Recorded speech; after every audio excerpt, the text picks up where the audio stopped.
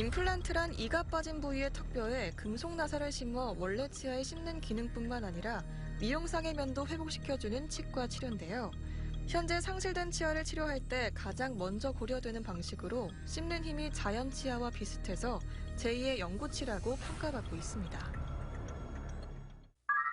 매식체를 잇몸뼈에 식립하는 1차 수술과 골 유착 기간이 지난 후 지대주를 올려주는 2차 수술의 과정을 거치는 게 일반적인 과정입니다.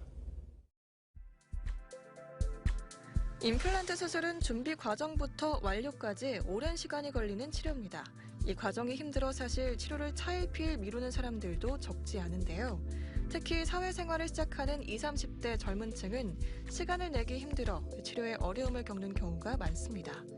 하지만 최근 손상된 치아를 뺀 후 즉시 임플란트를 수술하든 당일 임플란트 수술이 진행되어 시간적 부담을 느끼는 사람들에게 많은 관심을 받고 있습니다.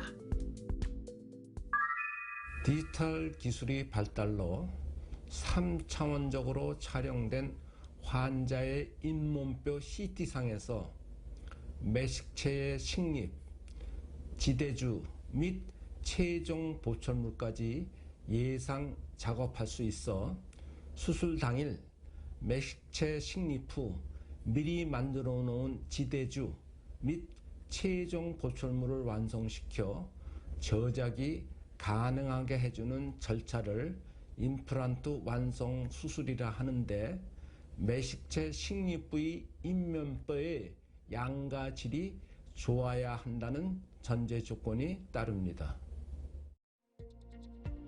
신체의 모든 기관이 그러하듯 치아 또한 노화를 겪으면서 기능적인 문제가 생기게 되는데요. 상황이 이렇다 보니 임플란트 치료를 위해 치과를 찾는 노년층이 늘어나는 추세입니다. 문제는 나이가 들수록 당뇨 혹은 고혈압 등과 같은 전신질환을 함께 앓고 있는 경우가 많다는 건데요. 환자 입장에서는 혹여 자신이 앓고 있는 전신질환이 임플란트 수술에 영향을 미치는 것이 아닌지 걱정되는 것이 사실입니다.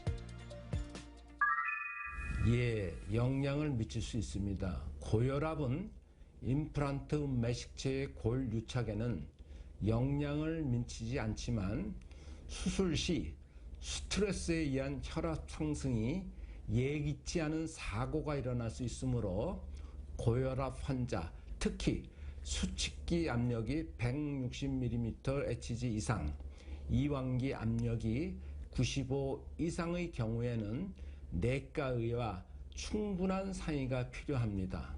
당뇨의 경우에는 감염에 취약하므로 골 유착이 실패할 가능성이 정상인보다 높고, 완성 후에도 당뇨 및 잇몸 관리를 잘 해야만 오래 쓸 수 있습니다.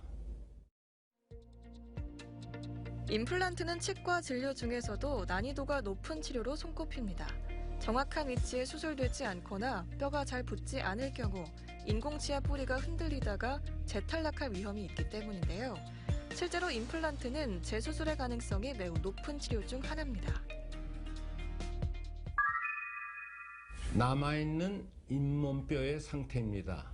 양과 질이 충분하다면 문제 발생이 없지만, 그렇지 않게 되면 중요한 해부학적 구조물, 예로 하치조 신경 손상에 의한 감각 이상, 상악동 점막 손상에 의한 상악동염 등을 유발할 수 있습니다.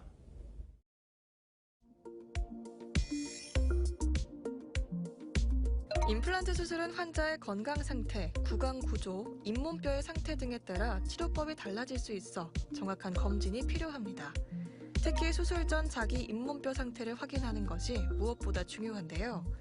임플란트의 특징인 고정력은 바로 이 잇몸뼈와 임플란트가 얼마나 딱 붙느냐에 달려있기 때문입니다. 임플란트를 수술하기에 적합한 잇몸뼈의 양은 최소 1mm 이상인데요. 잇몸뼈가 부족하다면 임플란트 수술 시 고정력이 떨어지거나 후에 보철물 흔들림, 탈락과 같은 부작용 발생 위험이 큽니다. 뼈이식을 통해 충분한 폭과 길이의 매식체를 심을 수 있게 개선시켜야 합니다. 임플란트 수술 시 뼈 이식 절차는 잇몸을 절개한 후 그 안에 있는 염증을 제거하고 뼈 이식제를 투입하는 과정으로 진행됩니다. 이후 잇몸을 봉합한 후 약 3개월에서 6개월 후에 뼈가 완전히 굳었을 때 임플란트 수술을 하게 되는데요. 뼈 이식은 마취하고 진행하기 때문에 일반적으로 통증이 없지만 간혹 뼈 이식 도중 또는 뼈 이식을 마치고 통증이 나타나는 경우도 있습니다.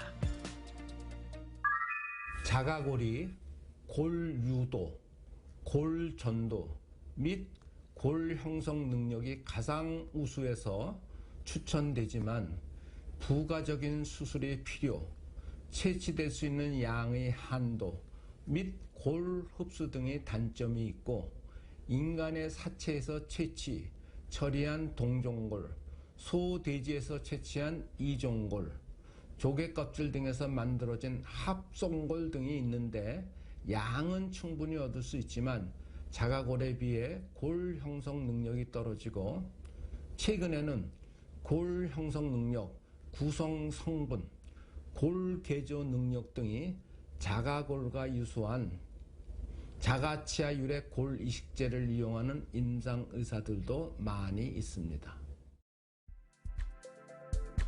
임플란트 수술 후에는 임플란트 치아는 물론 자연 치아도 골고루 사용해야 합니다.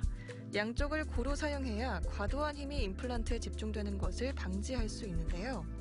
더불어 딱딱하거나 질긴 음식은 피해야 하며 이를 가는 습관, 한쪽으로만 씹는 습관, 이를 악무는 습관을 고쳐야 합니다.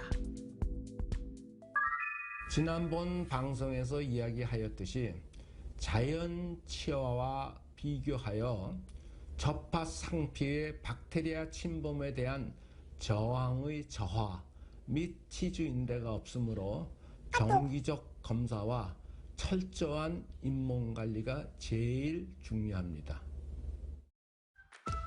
여기서 잠깐! 잘못된 의학 상식을 바로잡아 건강도 지키고 상식도 키우는 Yes or No.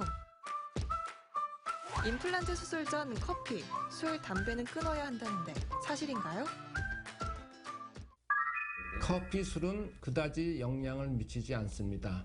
다만 커피 드실 때 지나친 설탕 첨가는 구강 내 세균이 좋아하는 환경을 만들어주기 때문에 좋지 않고 담배는 주성분인 니코틴이 구강 내 상태를 해롭게 하기 때문에 술 전, 후 철저한 금연 상태가 요구됩니다. 연자가 유학하였던 미국 치과대학에서는 그 당시 미국에서도 임플란트 초창기 시절이었는데 흡연 환자에게는 임플란트 식립을 거절하였습니다. 잘못된 의학 상식 깨치기 Yes or No. 두 번째. 임플란트는 충치가 생기지 않나요? 맞습니다. 충치란 음식물 찌꺼기와 구강 내 세균이 작용하여 만들어지는 산이 범랑지를 부식시키는 것을 의미하는데 이러한 산이 임플란트 상부 보철물, 주로 금속이나 지르코니아를 부식시키지는 않기 때문입니다. 임플란트 수술 후 주의사항을 잘 지키지 않는다거나 관리가 제대로 되지 않으면 주의염과 같은 부작용이 나타날 수 있습니다. 상황이 안 좋으면 이에 따라 재수술로 이어질 수 있는데요. 임플란트는 자연 치아가 아니기 때문에 더 신경 써서 관리해야 하며 6개월 간격으로 정기적인 검진과 스케일링을 받아 상태를 확인해야 합니다. 중요한 해부학적 구조물에 손상이 가지 않도록 인면뼈의 상태를 만들어 놓고 상하악 구치부에서는 되도록 굵고 긴 매식체를 심어서 최종 보충물 장착 후 교합압을 견딜 수 있게 해야 합니다.